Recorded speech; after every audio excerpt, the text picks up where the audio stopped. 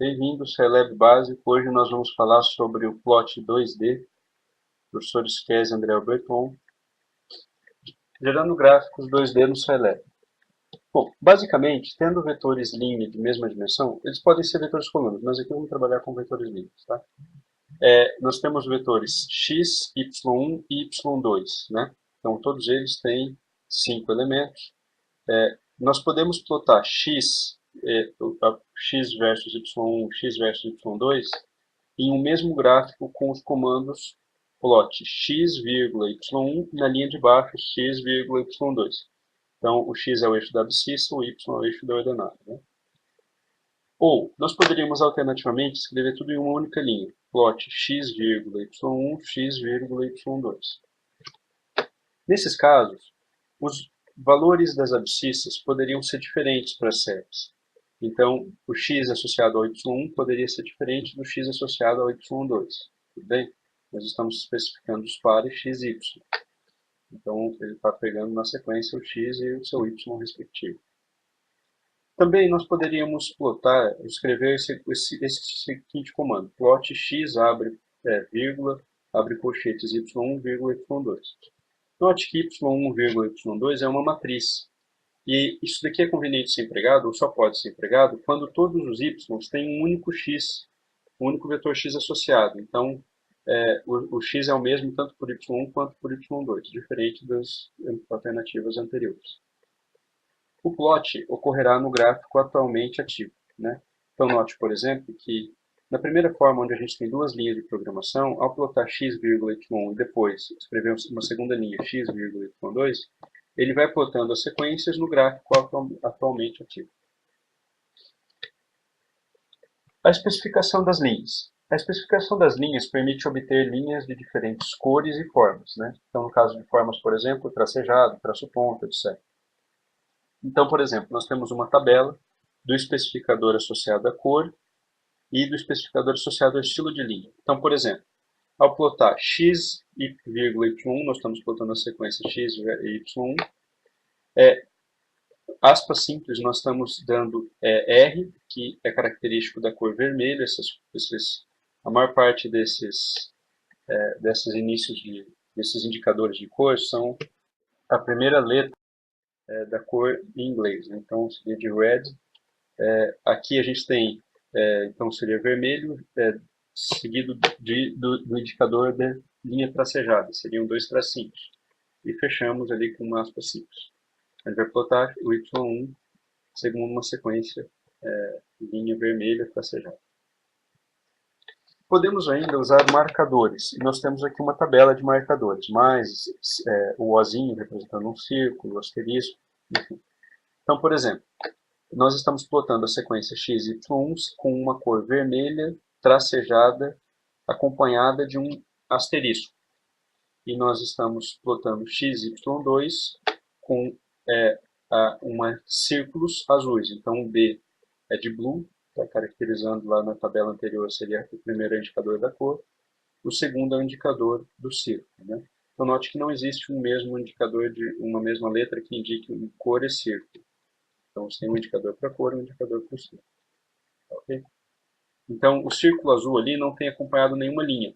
Ele simplesmente será bolinhas azuis plotadas no gráfico. A gente já vai ver isso.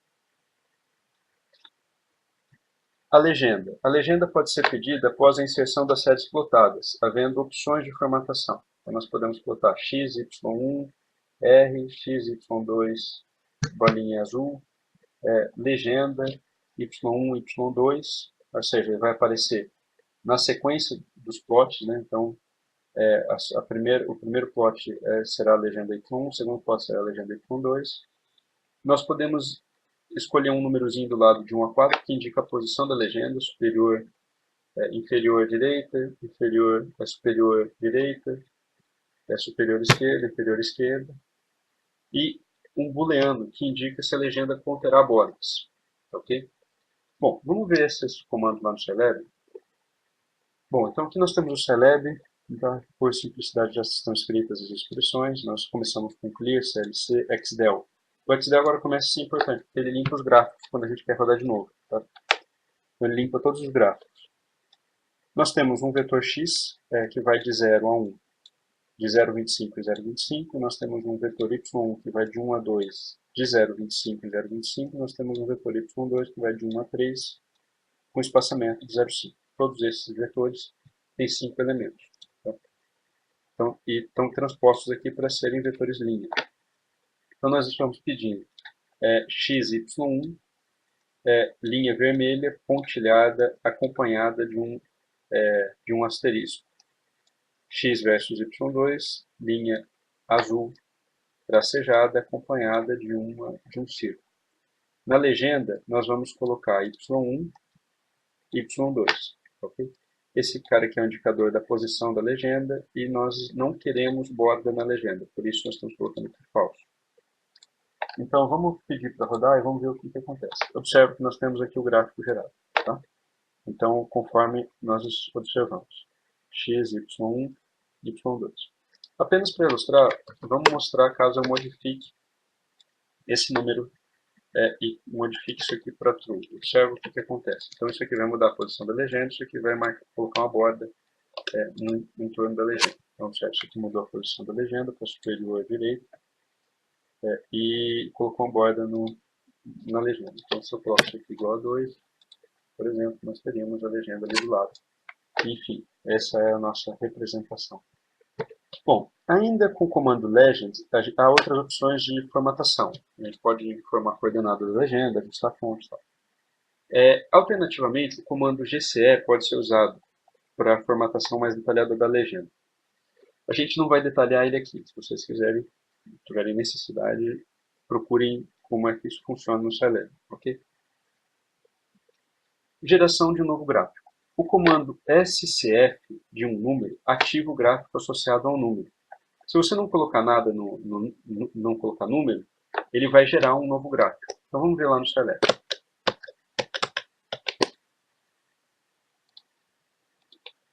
Então, por exemplo, se eu coloco SCF antes de dar o segundo plot, o que vai acontecer?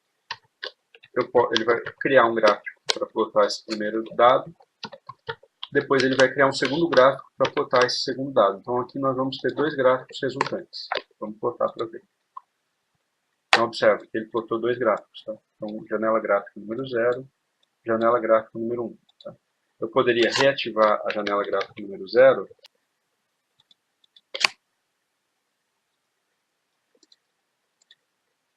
Então observe, por exemplo, então,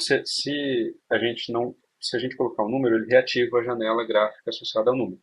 Então, por exemplo, nós plotamos x, y1, criamos um novo gráfico, mas aí eu reativei a janela gráfica número 0, que era onde estava o primeiro gráfico.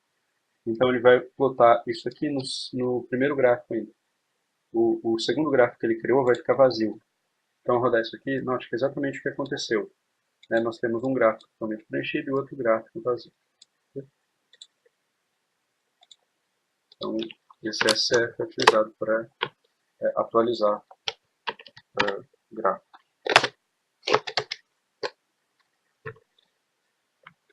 Formatação de um gráfico.